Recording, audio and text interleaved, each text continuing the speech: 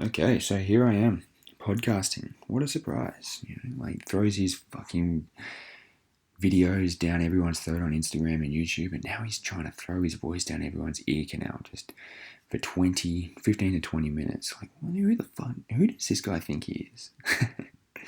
But for those that are interested, this is going to be the more structured counterpart to my car chats, to my drive-by philosophy, as I like to call it. And the first one I'm going to be talking about is on the irrationality of the group. And I believe I touched on this a little bit in one of the videos where I was driving and talking absolute crap. But basically, I'm going to be using Sparta and Athens in the 432 BC War, or otherwise known as the Peloponnesian War. And I'm going to be using the Bay of Pigs, and I'm going to be using the Cuban Missile Crisis. I'll be using social media and its effects, and I'll try and give us a bit of a solution to it all, and see how it flows a little bit. So, without further ado, here I go. I'll start off with a nice little Seneca quote too, just to get the mood flowing. When a mind is impressionable and has none too firm a hold on what is right, it must be rescued from the crowd, as it is so easy for it to go over to the majority. Whew, that's a quote. Anyway, here I go. In 432 BC, juiced-up warriors of Sparta declared war on Athens after a 30-year truce. Both sides, they knew that if they engaged in an all-out war, it'd be pretty bad for all of Greece, not just for the two parties involved. However, I'm guessing, as we all know, good things never really last. Like the movies always show a bit of a lull. There's never really a happy middle. There's always usually just a happy ending, and in a great movie, there's usually a bad ending, a more sad ending. But in this case, explosive pressures did eventually build up between the two giants, and a war broke out. And so, while Athens largely depended on its enormous navy and hefty wealth, Sparta really just depended on its army of meathead warriors. They were overwhelming on land, you couldn't beat them, but they were a bit meh at the seas. A real life war representation of yin and yang. Sparta's role in the whole brewing of this war can really be thought of as hey, you guys have shiny toys than me, that ain't it, chief, type of argument. They brought Athens new terms for peace, causing men of Athens to really huddle up and talk about it. Half of them were like, hey, let's fuck them up before they fuck us up. And then the other half, rolling their ancient blunts, were like, hey, come on, man, peace and love for all, man. They bickered back and forth like this for hours until the much respected, the king of kings, Pericles, a former general and master of strategy and public speaking, decided to throw his 2 cents into the mix. See, the whole reason why Athens had more shiny toys than Sparta at the time was almost entirely due to this dude's efforts. He was a forward-thinking fella, and he lived and breathed for the Athenians. He wanted them to thrive. It was his entire life.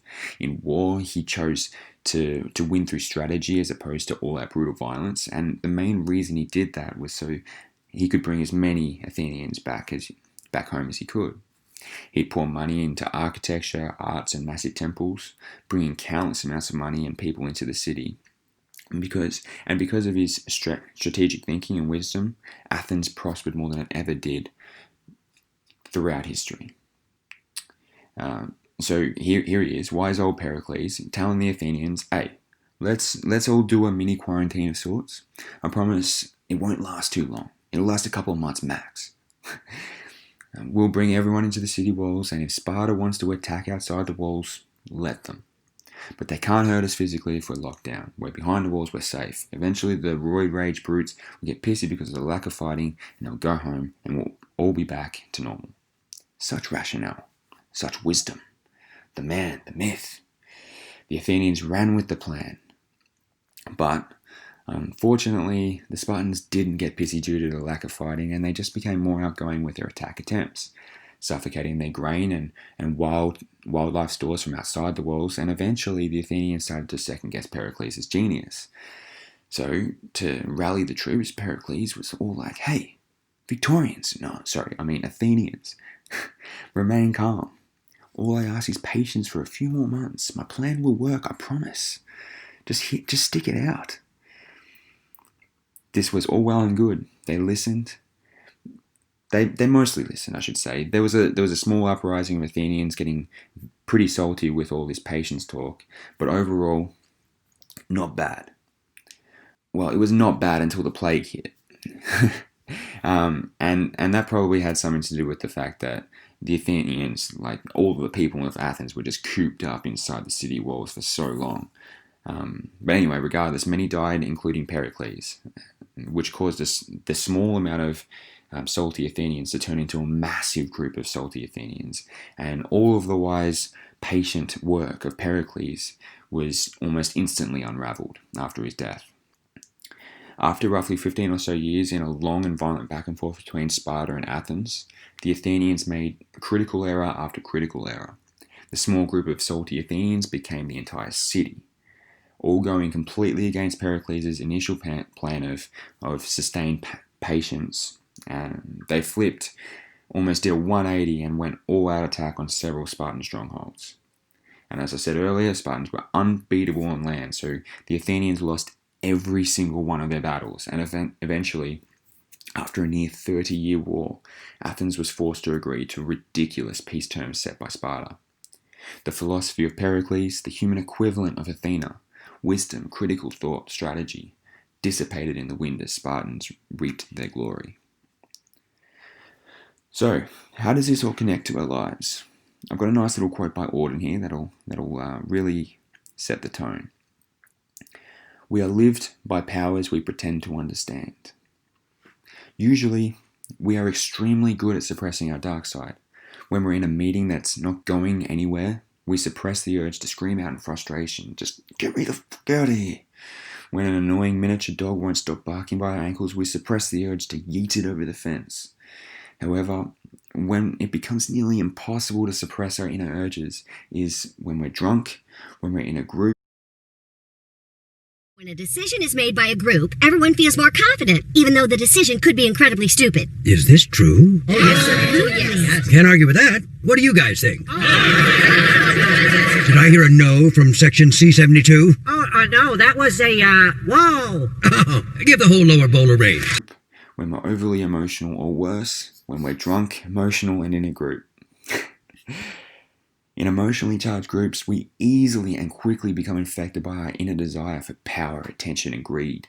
In these irrationality arenas, effective foresight is rare, and our actions usually come to bite us in the ass sooner or later. As we heard before, as we experienced before, this is exactly what happened to the Athenians after Pericles' death. While the Athenians seemed to thrive in an Athena-like glow of critical thought and strategy, they only put up with following Pericles' ridiculous patient demands because it promised glory and immediate wealth for the city. The moment he died, the Athenians lost all interest in pursuing the more strategic approach. They were hungry and cooped up within the city walls for years with no real end in sight. The plague had caused more fatalities than the war itself, and therefore the common understanding quickly became that the long game isn't working anymore. An agreement almost all of the Athenians made, and then they ended up just going all-out attack on the Spartans in hope to finish the war faster, which is exactly what they got. They got their hopes answered, their dreams answered. But due to their emotionally charged irrational actions, they led themselves into being Sparta's bitch, and they lost almost all of their formerly claimed glory and wealth. What happened to Athens during the Peloponnesian War is a result of what Irving Yannis, a psychologist in the 1970s, coined as groupthink, a type of emotional and extremely irrational thinking that people engage in during times of high stress. A type of Venus flytrap looking to devour well-intentioned people who, due to heightened emotions, lack the ability to think critically. The power of groupthink can push forward just about any collective agenda, regardless of the evil involved. We can see this clearly when we're looking at the time of Nazi Germany. Riding the waves of emotional turmoil, the leaders of the Nazi Party cashed in on the vast public uncertainty. The people were fed lies to believe that they would be a part of something bigger than themselves. They'd be on the ground floor of a 1,000-year Reich, like global dominance. They had an illusion of morality in their decision making. They genuinely believed it was their moral duty to rid the world of Jews. They collectively rationalized their actions with, oh, come on, I was just following orders. They would place negative stereotypes in films, news articles, and broadcasts. They would brainwash the public to believe minorities and the outsiders aren't as normal as the German people. And above all, the public pressure to conform to the group, regardless of the belief, was enough to suck anyone into the cause. Those who didn't want to participate in the agenda became alienated by their friends and family and were charged with crimes of treason, a punishment that was more often than not lethal. More recently, we can see the destructive elements of group thinking in the Bay of Pigs invasion of 1961, a situation where US soldiers were tasked to kick out Fidel Castro from government in Cuba, a not-so-calculated attack on communism at the time by JFK. The dude wanted to give Castro the boot so bad, and his subordinates at the time wanted to earn his respect and admiration equally bad, which meant the entire US government was hell-bent on a unified agenda. They genuinely believed that they were serving the world by ridding the fleeting remnants of communism. The Red Scare blasted through the streets, which was a communist stereotype. The public were pressured to conform to the belief that all communists were evil and sinister, and any and all communist sympathizers were seen as treasonous, being arrested on the spot.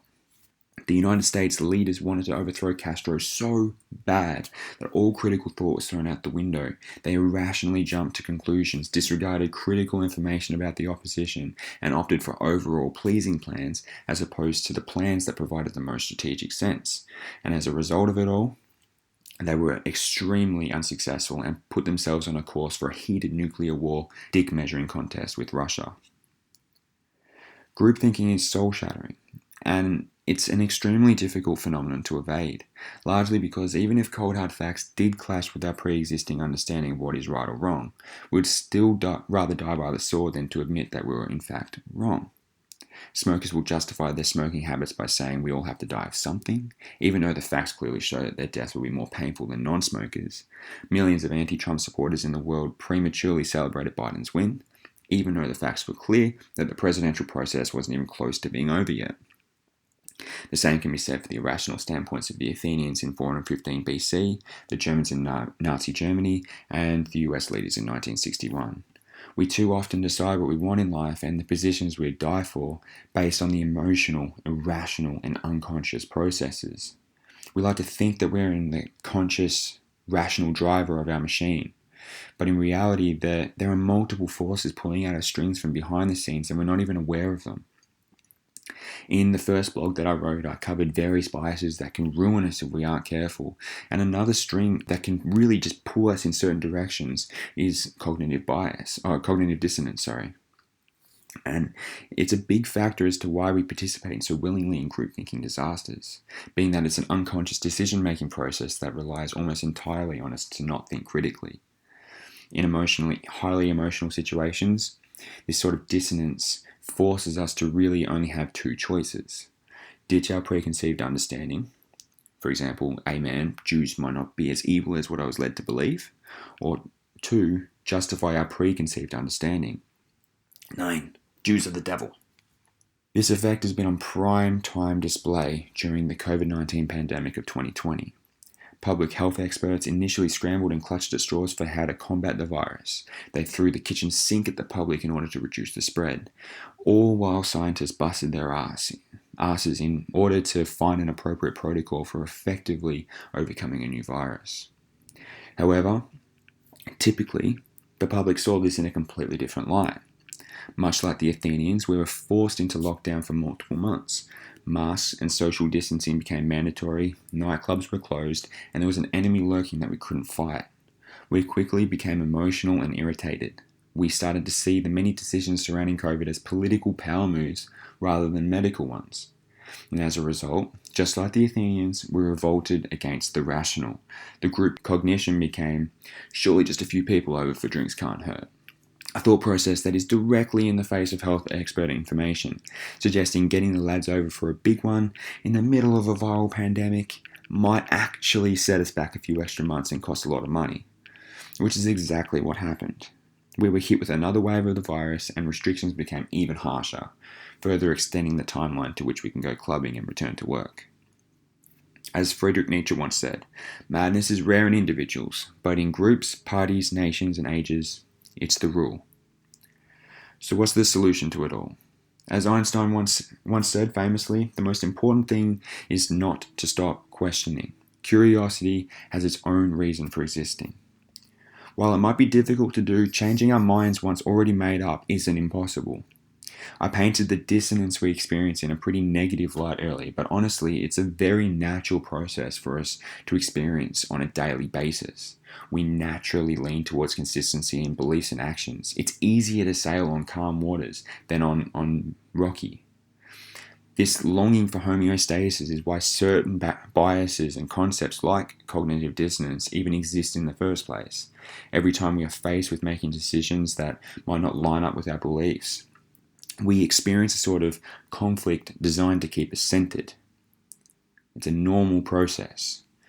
But where the danger lies is when we experience this conflict on a belief or concept and the group we are a part of dominates the conflicting belief or concept.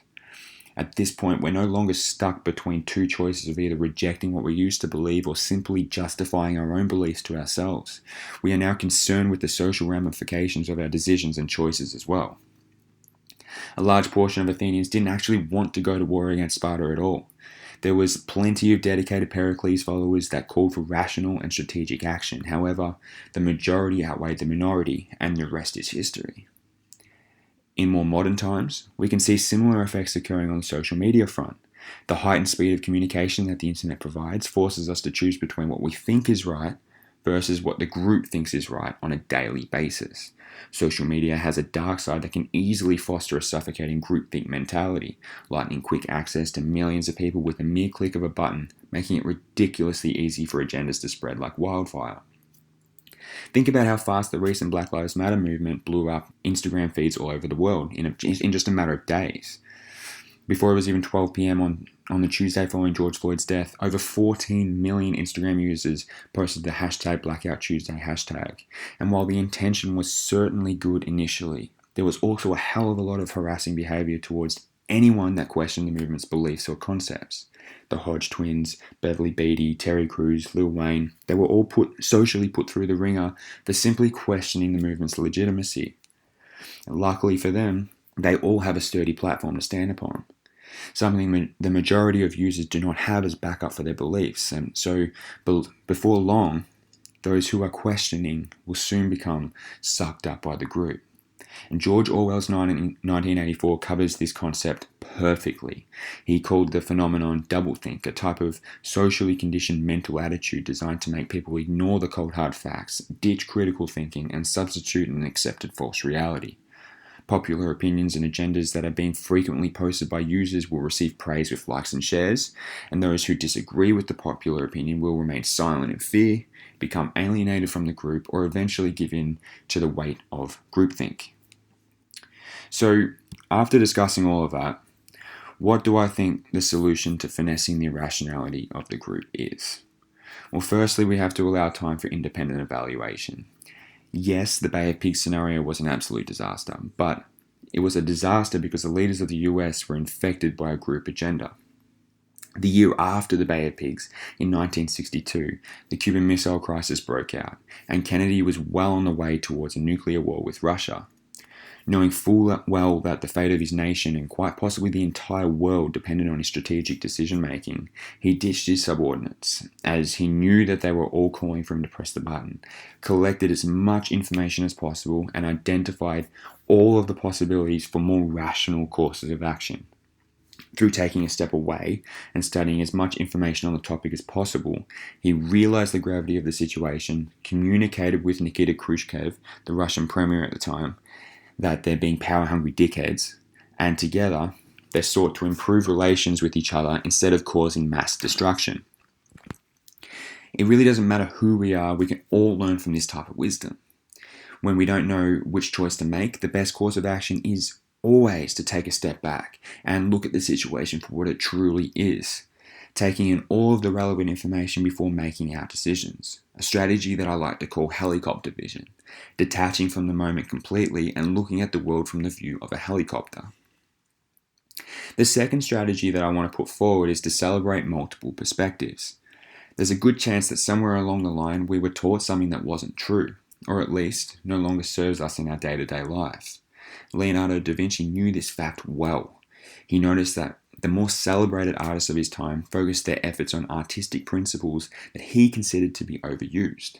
Instead of following the norm, he chose to celebrate multiple fields of practice. He became a student of mathematics, architecture, biology, physiology, geology, you name it. He was able to link the unlinkable, and by doing this, he was able to enhance his artwork to heights that casted enormous shadows over his peers. He couldn't care less what the social norm for his field was. All he wanted to do was to produce great art, and he knew that he'd have to understand all of this, all of these beautiful different concepts in order to do so. Make yourself a master of perspective, and then acquire perfect knowledge of the proportions of men and other animals. Leonardo da Vinci. So what I'm going to do at the end of all of these podcasts is I'm going to leave you with a challenge. Sometimes it might be actionable things that you can go out and do. This is more stuff that we can do to really actively just break out of the mold, break out of the circle of punishment that we are just suffering under. Try and push the rock off us. So for this challenge, I want you to take a look at the particular ideology or group that you follow and be completely honest with yourself. Do they use the groupthink mentality to manipulate you into doing things you otherwise wouldn't do by yourself? Being a part of something bigger than yourself.